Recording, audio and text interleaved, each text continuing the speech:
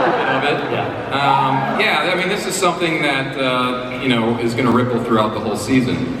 Obviously, Barry grew up now in a different family. His parents were still alive.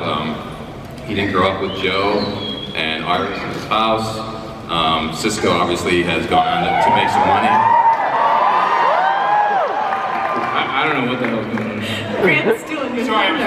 Grant's still doing his thunder. I'm done. You're all on Grant's Instagram. Does it undo him being zapped by the particle accelerator? No. Alright.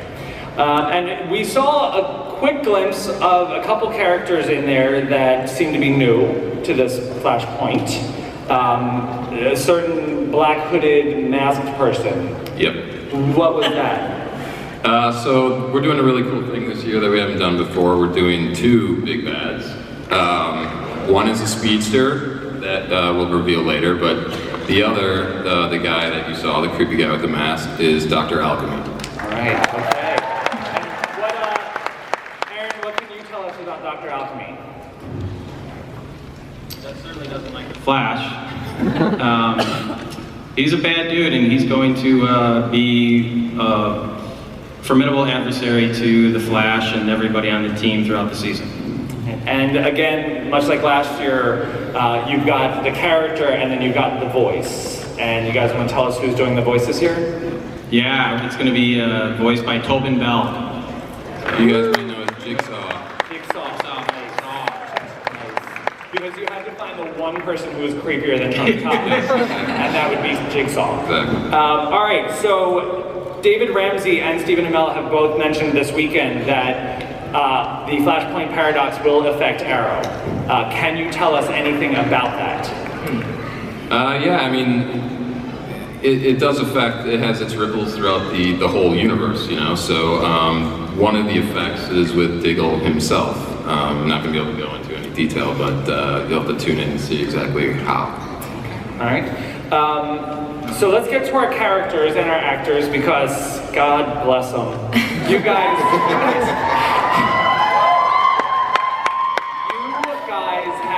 had a rough year. You guys went through it last year. Let's talk about this. Barry's actions. Sorry. Grant, how is he going to be, how does he feel about these? About these changes? Yeah. Yeah, well, first Barry doesn't realize how much has changed. I mean, the whole reason he did this is so his parents would be alive, and they are. So I think when we find him, he's still kind of living in that, blind bliss and, just kind of ignoring what other changes are out there, or unaware, at least, when we first find him. Okay. He tends to beat himself up a bit. Yeah. And as things start to fall into place, and he starts to realize, oh, the woman I love is the woman who does not know me. Yeah. Well, he knows that, but I think Barry, he also knows, though, that conversation from the season 2 finale on the porch with Iris still happened. And they had, as far as he remembers, he remembers that happening. So I think his plan is, I'm just gonna find her, and it's gonna work out. Good old Barry logic. Barry logic.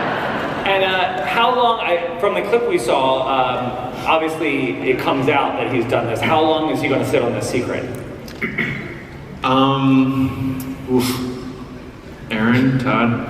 I guess kind of, when we find him, he's been in this timeline for 3 months. Yeah. He's been living in this timeline for 3 months. So he knows he didn't grow up with Joe, he didn't grow up with Iris. Joe and Iris and Barry are just kind of acquaintances. They went to school together. Barry's still a CSI, so he still knows Joe from work. But like I said, I think he's just kind of I'll figure the rest out later. I just need my parents alive, and got that, so check. Is that how he talks? So, all right, we waited 2 seasons, and then this happens. Does this mean that we're going to have to wait? Are we going to have to wait longer for West Allen to happen?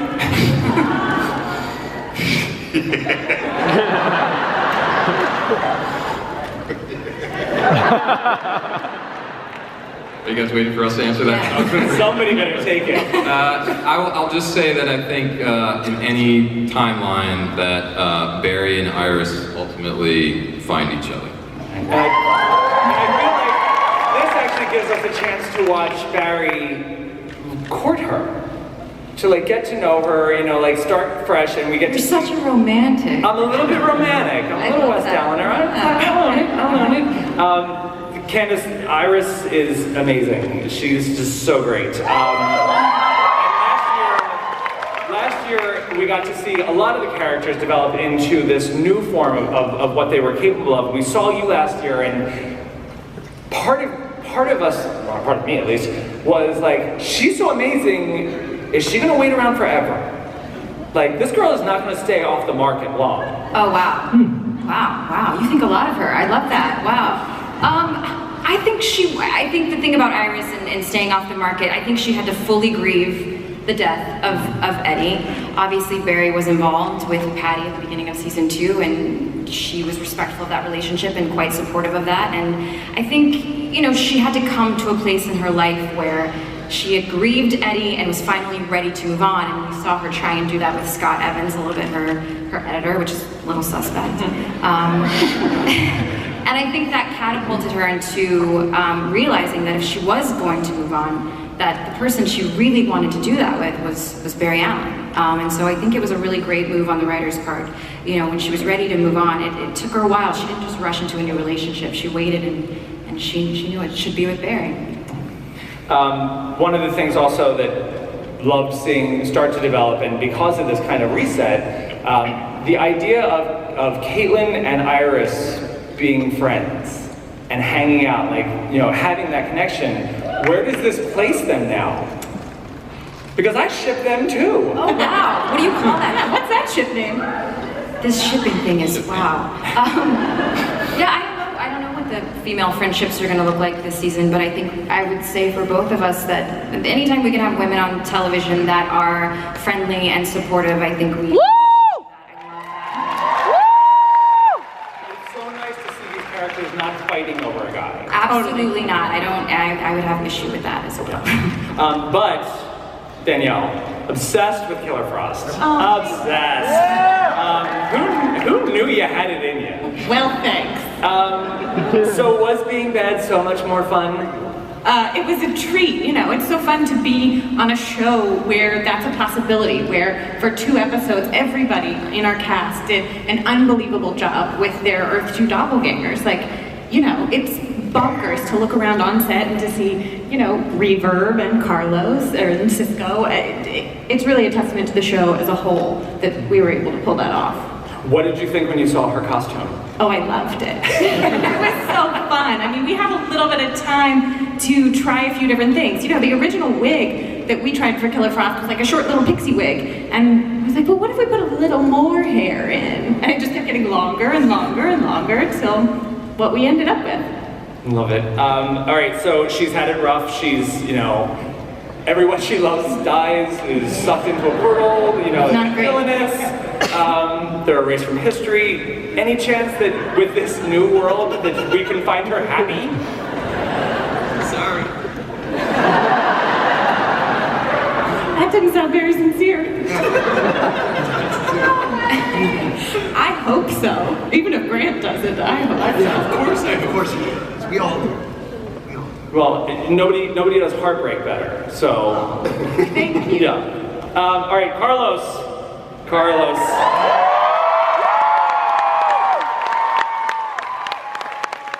about a hero's journey.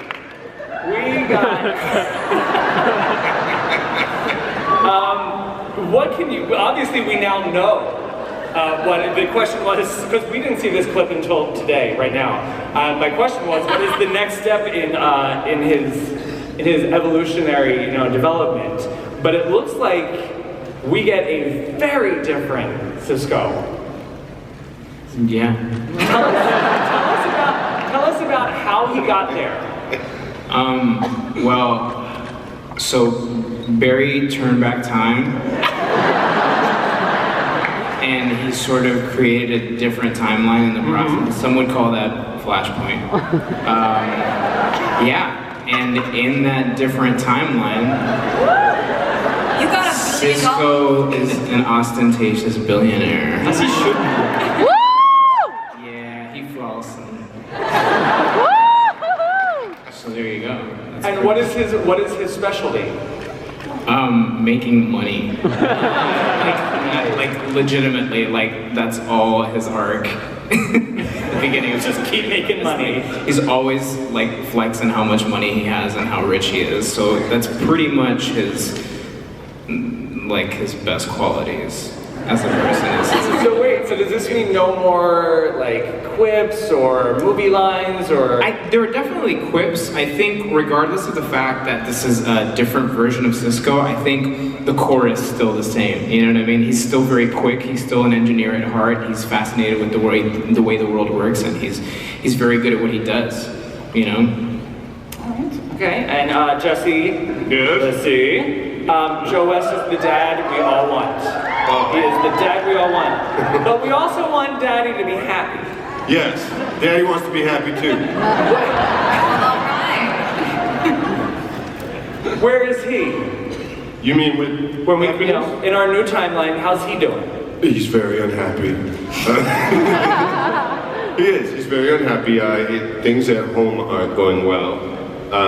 He's having a particular issue with his youngest and only daughter, and it doesn't seem solvable.